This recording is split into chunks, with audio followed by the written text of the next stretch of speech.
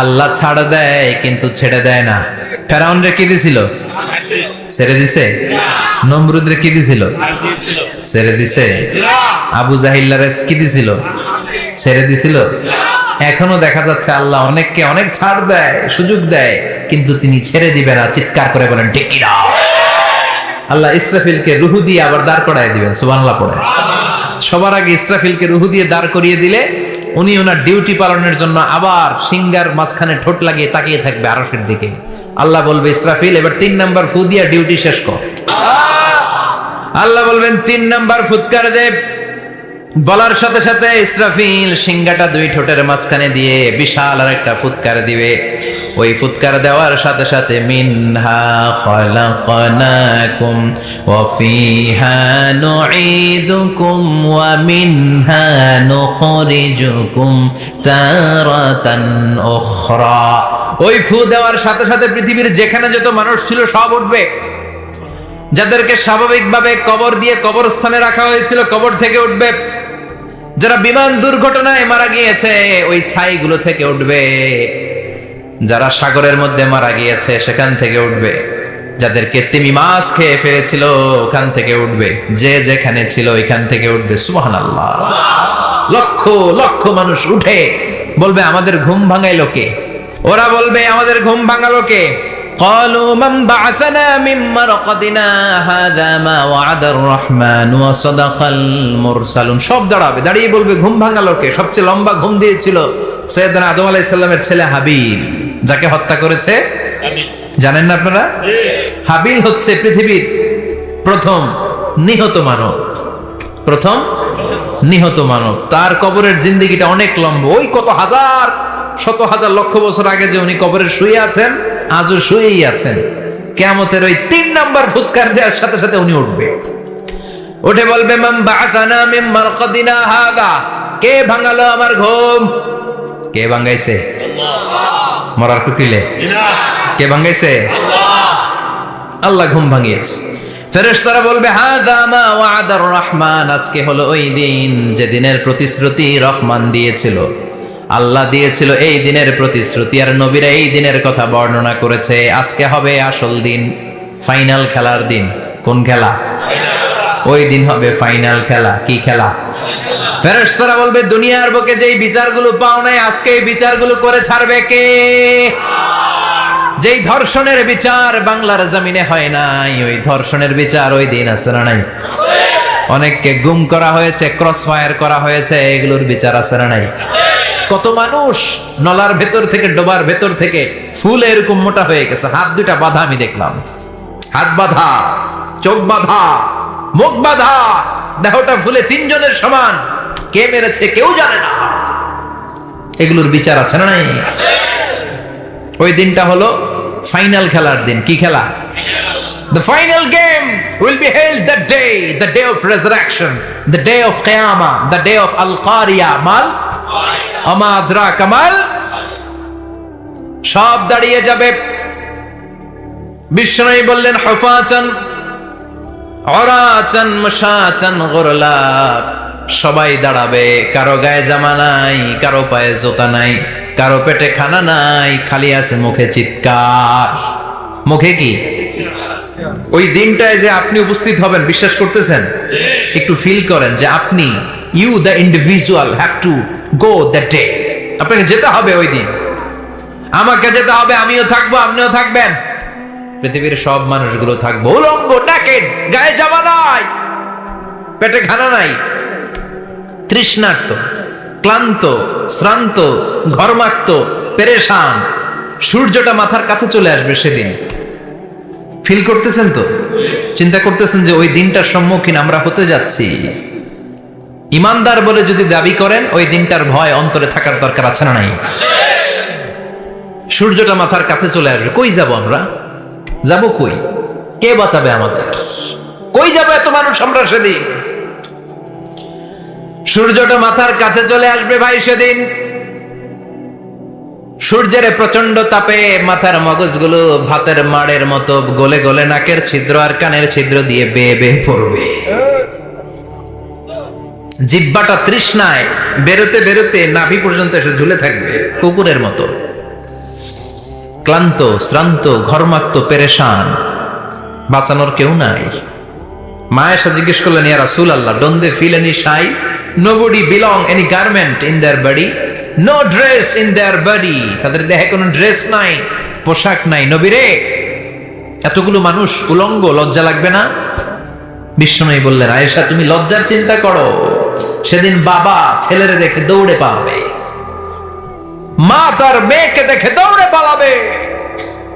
সেদিন পীর সাহেব মুরিদের পরিচয় দিবে না, মুরিদ পীর সাহেবরে চিনবে না, নেতা কর্মীরে চিনবে না, কর্মী নেতারে চিনবে না, বাবা তার কলিজার টুকরা ছেলেরে চিনবে না। একটু মিলায় নেন নিজের সাথে। যাদের ছোট্ট ছেলে মেয়ে আছে, চিন্তা করেন যে আমার মেয়েটারে দেখে আমি চিনবো না, ধাক্কা মেরে আমি আরেক দিকে চলে যাব।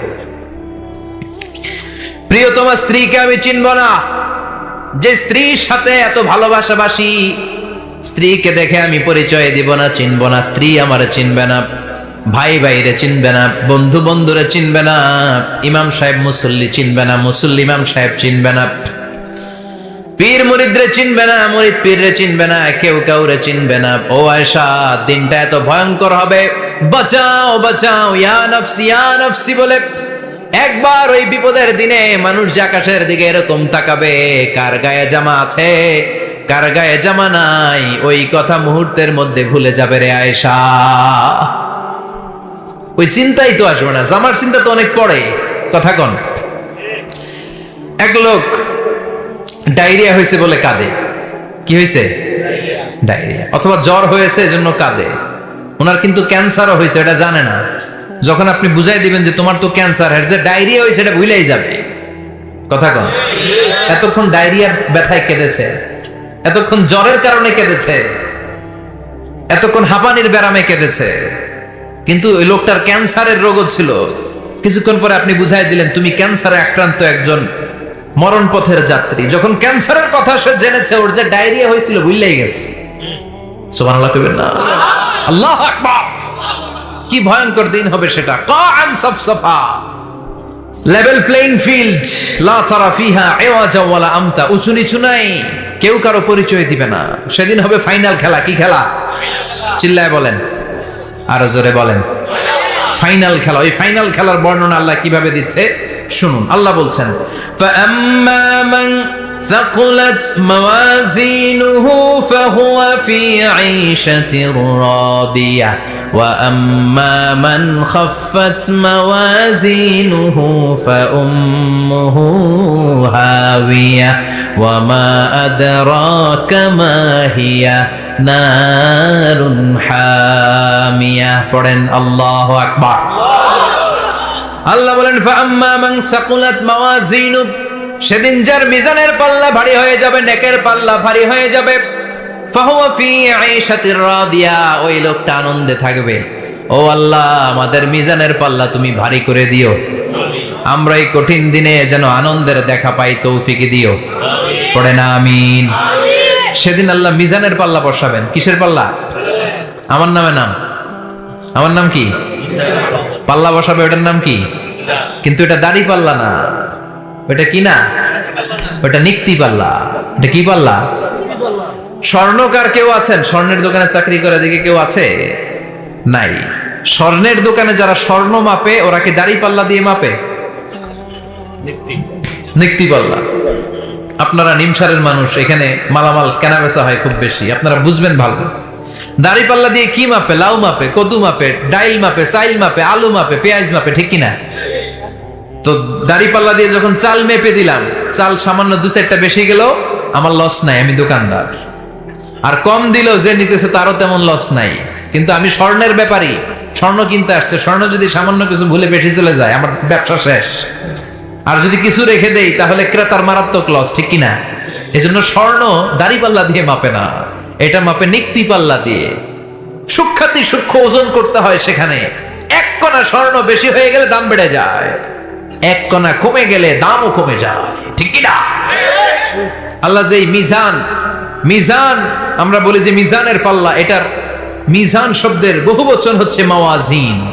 ফাআম্মা মান সাকুলাত মাওয়াজিনু, সেদিন যার মিজানের নেকের পাল্লা ভারী হয়ে যাবে, ফাহুয়া ফি আইশাতির রাদিয়া, তার আনন্দ আর দেখে কে? তার আনন্দ আর দেখে কে? সামনে থেকে এসে তাকে ডান হাতে আমলনামা দেয়া হবে। ফাআম্মা মান উতিয়া কিতাবাহু বিয়ামিনিহি ফাসাউফা ইউহাসাবু হিসাবান ইয়াসীরা। সেদিন যাদের মিজানের পাল্লায় নেকের পার্টটা ভারী হয়ে যাবে, তাদেরকে সামনের দিক থেকে এনে ডান হাতে আমলনামা দেয়া হবে। আল্লাহ, সেই কঠিন দিনে আমাদের বাঁচানোর কেউ নাই, তুমি আমাদের সবাইরে ডান হাতে আমলনামা দিয়ে দিও, আমাদের হিসাবটারে তুমি সহজ করে দিও, পড়ে না আমিন। রোজ হাসরে হে আল্লাহ আমার করোনা বিচার, আল্লাহ করোনা বিচার। বিচার করলে বাঁচার উপায় আছে? বিষ্ণু বলেছেন মান নুকিশা উযিবা, যার বিচার আল্লাহ সেদিন করবেন সেদিন তার খবর আছে, তার বাঁচার কোনো সুযোগ। রোজ হাসরে হে আল্লাহ আমার করোনা বিচার, আল্লাহ করোনা বিচার, পড়েন আমিন। ফাআম্মা মান সাকুলাত মাওয়াজিনুহু ফাহুয়া ফি আইশাতির রাদিয়া, যার মিজানের পাল্লা ভারী হয়ে যাবে তার আনন্দ আর দেখে কে? তার আনন্দ আর দেখে কে? ওয়া আম্মা মান খাফফাত মাওয়াজিনুহু ফাউম্মুহু হাবিয়া, আর যার মিজানের পাল্লা হালকা হয়ে যাবে, নেকের পাল্লা হালকা হয়ে যাবে, বদের পাল্লা ভারী হয়ে যাবে, তার সেদিন বাঁচানোর কেউ নাই। আছে? চিল্লায় বলে। وَأَمَّا مَنْ أُوتِيَ كِتَابَهُ وَرَاءَ ظَهْرِهِ فَسَوْفَ يَدْعُو ثُبُورًا, সেদিন যাদের মিজানের পাল্লা হালকা হয়ে যাবে তাদেরকে ডান হাতে আমলনামা দেয়া হবে নাকি? তাদেরকে পেছন দিক থেকে এনে বা হাতে দেয়া হবে। আমরা আমলনামা কোন হাতে চাই? সবাই কোন হাত দেখান, তাকবীর দেন, লিল্লাহি তাকবীর, লিল্লাহি তাকবীর, লিল্লাহি তাকবীর। আল্লাহ ডান হাতে আমলনামা দিয়ে দিও, চিল্লায় পড়েন আমিন। যাদেরকে বা হাতে দেয়া হবে ওদের চিৎকার, আর আমাদের হবে ইনশাআল্লাহ সেদিন আনন্দ, ঠিক কিনা? দুনিয়ার বুকে কষ্ট করে যান, আখেরাতে আনন্দ আছে না নাই? আর দুনিয়ার বুকে মौज মাস্তি করে যায়, দাপট দেখায়, আখেরাতে তাদের জন্য শাস্তি আছে না নাই? বা হাতে আমলনামা দেয়া হবে। তখন তারা মৃত্যুকে ডাকবে, আল্লাহ বলবে তোর আমলনামা তুই পড়। কি কর? আমলনামা পড়া ছাড়া কোনো গতি নেই। কোরআনও শুরু হয়েছে ইকরা দিয়ে। কি দিয়ে? ইকরা মানে কি? পড়ো। আবার আখেরাতের কিতাবও শুরু হয়েছে ইকরা দিয়ে। ইকরা মানে কি? পড়ো। তাহলে এই মুমিনের কাজ হচ্ছে খালি পড়া। যখন সুস্থ আছেন পড়বেন, অসুস্থ হয়ে গেলে পড়বেন, বাড়িতে আছেন পড়বেন, গাড়িতে আছেন পড়বেন, অফিসে আছেন পড়বেন, অসুস্থ পড়বেন, সুস্থ পড়বেন, বিপদে পড়বেন, আপদে পড়বেন, পড়তে পড়তে মরবেন। পড়তে পড়তে মরার সময় পড়ার দরকার আছে না নাই? হুজুর মরার সময় আবার পড়বো কেমনে? মরার সময় পড়বেন লা ইলাহা মুহাম্মাদুর, পড়তে আপনারে হবে। বাঁচতে চাইলে মরার সময় পড়তে হবে, চিল্লায় কোন ঠিক কিনা? আল্লাহ বলবে নে, দুনিয়াতে অনেক আনন্দ করেছিস, অনেক দাপট ছিল তোর, অনেক ক্ষমতা, তোর ভয়ে এলাকায় কেউ কথা কয় নাই, এরকম আছে না নাই? পর এই নে তোর আমলনামা বা হাতে। আল্লাহ কয় লাগবে না, বলবে আল্লাহ লাগবে না, আমলনামার দরকার নাই। আল্লাহ বলবে দরকার আছে, নে তোর আমলনামা পড়। রব্বুল আলামিন বলবেন ইকরা কিতাবাকা কাফা বিনাফসিকাল ইয়াওমা আলাইকা হাসিবা, পড়, তুই তোর আমলনামা পড়। আমলনামা পড়ে নিজেই একটা নাম্বার দে। আমি আর নিজে নিজের নাম্বার দেয়া যায় না? পরীক্ষা দিয়ে এসেই বলা যায় আমি কত পাবো, বলা যায় না?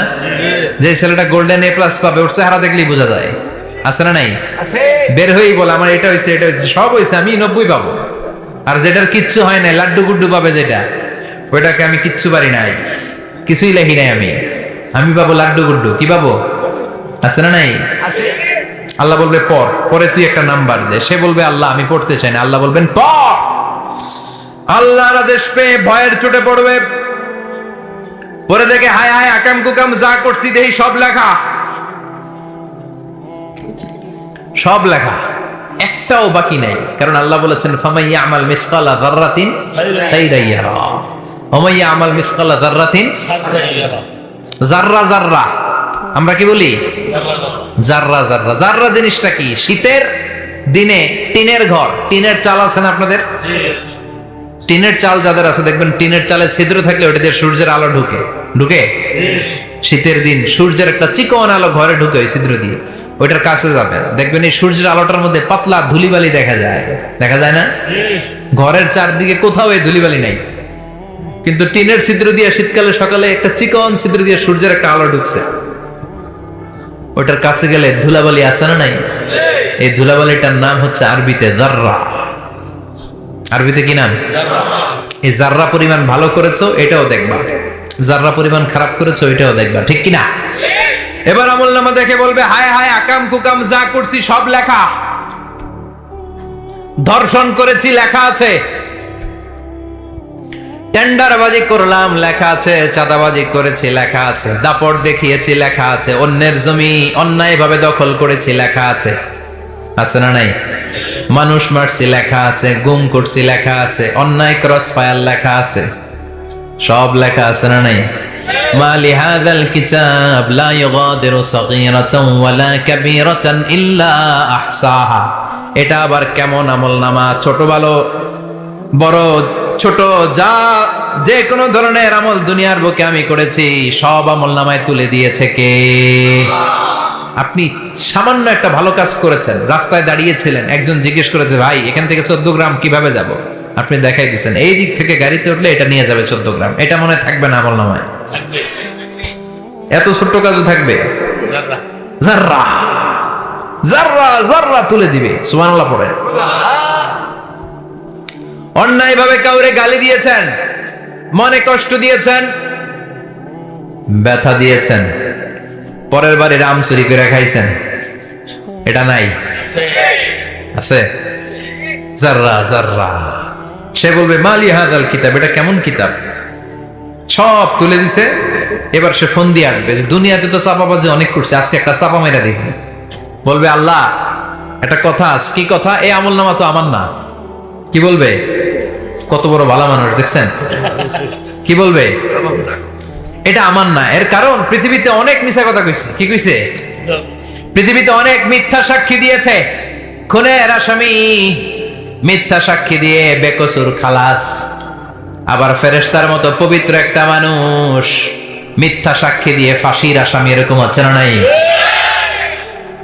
তো ভাববে আজকে একটা মিথ্যা কথা কয়ে দেখি না, লেট মি ট্রাই, একটু ট্রাই করি। বলবে আল্লাহ এটা আমি করি নাই, আমি ভালো মানুষ, আমি কি, আমি হাজী সাহেব, আল্লাহ এটা আমি করি নাই, ভুল করে তোমার ফেরেশতা আরেকজনের আমলনামা আমারে দিয়া দিছে। নাউজুবিল্লাহ পড়বেন না? ফেরেশতারা ভুল করে? ফেরেশতারা ভুল করতে পারে? আল্লাহ বলবে এটা তোর আমলনামা, ও বলবে না আমার না। আল্লাহ বলবে তোর, ও বলবে আমার না। আল্লাহ বলবে আমি যদি প্রমাণ করিয়ে দিতে পারি এটা তোরই আমলনামা, কি হবে? সে বলবে আমি মেনে নিব। আল্লাহ বলবেন কিরামান কাতিবিন নামে আমার দুজন ফেরেশতা আছে, ওই ফেরেশতার কাছে তোর আমলনামার একটা কপি আমার রাখা আছে। সুবহানাল্লাহ। বাড়িতে গিয়ে কইেন কিরামান কাতিবিনা ইয়ালামুনা মা তাফআলুন।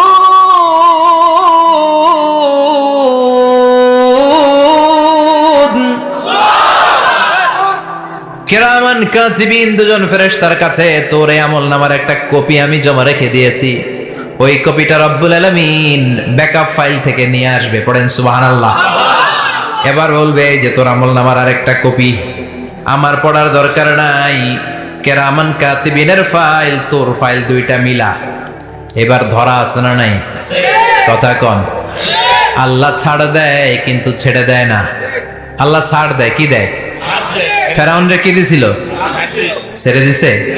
নমরুদরে কি দিছিল? ছেড়ে দিছে। আবু জাহিল্লারে কি দিছিল? ছেড়ে দিছিল। এখনো দেখা যাচ্ছে আল্লাহ অনেক ছাড় দেয়, অনেককে অনেক ছাড় দেয়, সুযোগ দেয়, কিন্তু তিনি ছেড়ে দিবে না। চিৎকার করে বলেন ঠিক কিনা? পড় এই তোর আমলনামা, এই কিরামান কাতিবিনের ব্যাকআপ ফাইল মিলিয়ে মিলিয়ে দেখবে প্রতিটা বাক্য নয়, শব্দ নয়, অক্ষরে অক্ষরে মিলে যা। পালাবার কোনো সুযোগ আছে? চিল্লায় বলেন আছে। এরপরে বলবে আল্লাহ আমি করি নাই, কি বলবে?